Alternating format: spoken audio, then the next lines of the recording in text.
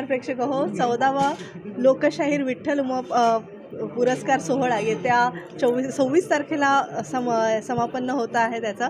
तर आपल्यासोबत नंदेशदादा आहे आणि सरिताताई आहेत. तुमचं दोघांचंही अभिनंदन, कारण सातत्याने यंदाचं 14वं वर्ष आहे. सातत्याने हा पुरस्कार सगळ्या क्षेत्रातल्या घटकांसाठी तुम्ही देता.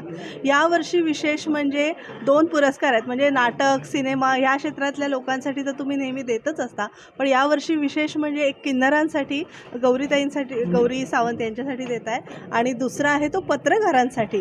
तर ही कल्पना कशी सुचली त्याविषयी जाणून घ्यायचं. हा पुरस्कार तुम्ही म्हणालात प्रमाणे 14 वर्ष सातत्याने टिकवून ठेवणं, कारण कोणाचीही आम्हाला तशी फार मदत न लागता जे जे आले आहेत त्या सगळ्यांचं मी आभार मानतो, ज्यांनी आत्तापर्यंत आम्हाला सहकार्य आर्थिकदृष्ट्या केलं आहे. पण याचा सरंजाम खूप मोठा असतो, कारण याचा आवाका मोठा या पुरस्काराचा, कारण इथे येणारी खूप मोठी मोठी मंडळी परफॉर्म करायला येतात. म्हणजे अगदी राशीद भाईंसारखे, पद्मश्री सुरेशजी वाडकर सारखे आणि राहुल देशपांडे असतील, किंवा तमाशातले किंवा लोककलेतले अनेक आदिवासी पाड्यातले पण आम्ही बोलवले, कडूबाई खरातपासून अनेक मंडळी येऊन गेली.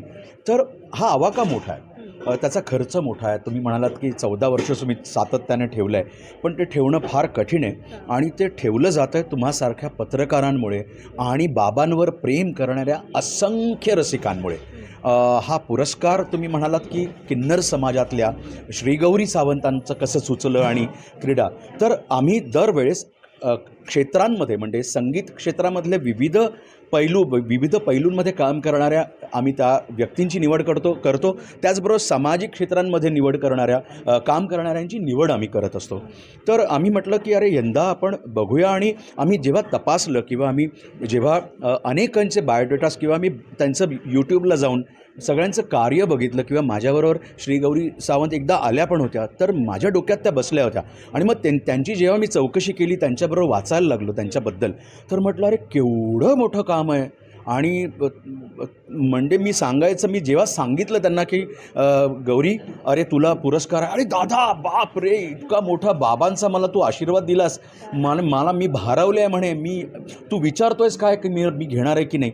म्हटलं मी धावत येते म्हटलं त्या पुरस्कार घ्यायला. ते इतका त्यांना हे वाटलं अप्रूप, आणि इतकं समाधान वाटलं की विठ्ठल मृदगंध पुरस्कार. ती म्हणे मी ऐकलं आहे अनेकांना तुम्ही मृदगंध पुरस्कार दिलेत, पण माझी निवड तुम्ही केलीत, त्याबद्दल मी तुमचे आभार मानते. आणि मग क्रीडा क्षेत्रामध्ये ज्याला मिळालं आहे अवॉर्ड, ज्याला ब्रॉन्झ मेडल मिळालं आहे, पण त्याच्यामागे ज्यांची शक्ती आहे, त्यांच्यामागे ज्यांची मेहनत आहे, त्या प्रशिक्षकाला आपण का नाही देऊ म्हणून असं आमच्या मनात आलं. आणि सरिता म्हणाली अरे आपण प्रशिक्षक म्हणून सरिताने ती निवड केली, तीच सांगेल. नाही, आपण विठ्ठल उमप फाउंडेशन जे आहे ना, हे खूप मोठं उदाहरण आहे की समाजातला प्रत्येक वर्ग, मग त्या वर्गाला कुठलीही भिंत नको, कुठलीही त्याच्यात डेफिनेशन नको, आणि जात पात प्रांत भेद फिमेल मेल असा काही नको. आणि याच्यामुळे केलेली ही निवड आहे. आणि आमचं फाउंडेशन हे सांगतं, आणि सांगायची गरज नाही, हे यावर्षीचे अवॉर्डीज सर्व समान आहे. म्हणून हा प्रश्नाचं उत्तर त्या विठ्ठल उमप फाउंडेशन या नावातच आहे. आणि या माध्यमातून आम्ही देत आहोत की इथे कुठल्याही गोष्टीचा भेदभाव नसणार आहे.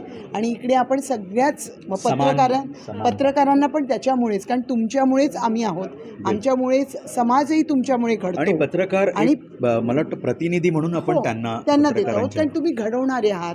आणि विठ्ठल उमप हे ह्याच्यावर फार विचार करतो की आपण घडवतो. बाबांनी सगळ्यांना घडवलं, आम्ही पण तेच करायचा प्रयत्न करतो. म्हणून पत्रकारांना, क्रीडा, किंवा आम्ही जे समाजसेवामध्ये गौरीताईंना देतो आहे किंवा गौरीजींना देतो आहोत, काही नको, गौरीजींना देतो आहोत. नाही, समाजमध्ये गौरी, आणि क्रीडामध्ये दीपाली देशपांडे, आणि पत्रकारांचा पण देतो. येस, आणि पत्रकारांमध्ये जसे तुमच्याच आहेत ते ज्ञानेशजींना.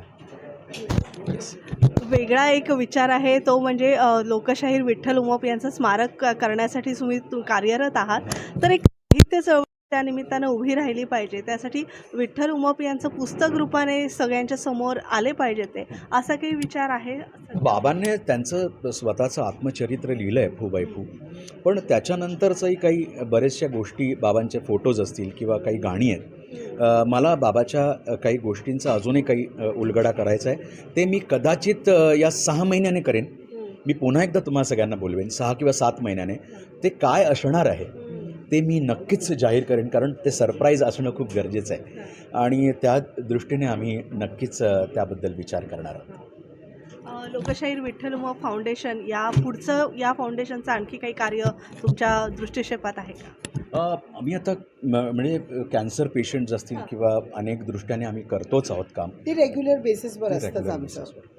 म्हणजे असे दर महिन्याला आम्हाला काही असं असेल आम्ही देत असतो किंवा स्कॉलरशिप्स आहेत Scholarship. किंवा स्कूलमध्ये जेव्हा काही मुलांना प्रॉब्लेम होत असतो किंवा त्यांना पैसे भरता येत नसतील, फीस भरता येत नसतील, फाउंडेशनमध्ये. तर फाउंडेशनमध्ये. आणि मला तुम्हाला आवाहन पण करायचं आहे की मला रसिकांनाही आवाहन करायचं आहे की फाउंडेशनला जर तुम्हाला काही मदत करायची असेल, कारण फाउंडेशन हे नॉन प्रॉफिटेबल, आम्ही त्यातला एकही रुपया आम्ही याच्यात हे करत नाही, एकही रुपया आमच्या अंगाला लागत नाही. सगळी रुपये आम्ही जे काही जमवतो किंवा स्वतःचे करतो ते लोकांसाठी असतं, या पुरस्कारासाठी असतं.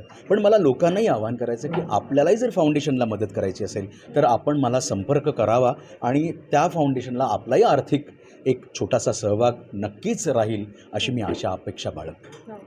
लोककला आणि लोककलाकार जिवंत राहावेत म्हणून तुमची आत्तापर्यंतची धडपड आहे, त्यासाठी तुम्हाला शुभेच्छा. सगळे तुमच्या चळवळीला चांगले हातभार लागू देत. आणि लोककलाकारांसाठी काय करायचं अजून मानस आहे? लोककलाकारांसाठी अजून काही स्कूल किंवा काही अजून काही वेगळं काही करायचं आहे का, तेही मी तुम्हाला एक थोड्याशा येणाऱ्या काळात मी तेही सरप्राईज देईन, कारण मी आत्ताच आजारातनं उठलो आहे. तर थोडंसं अजून जरा ताकद एकवटवतो आणि मग तुम्हा सगळ्यांना मी बोलवेनच काहीतरी वेगळं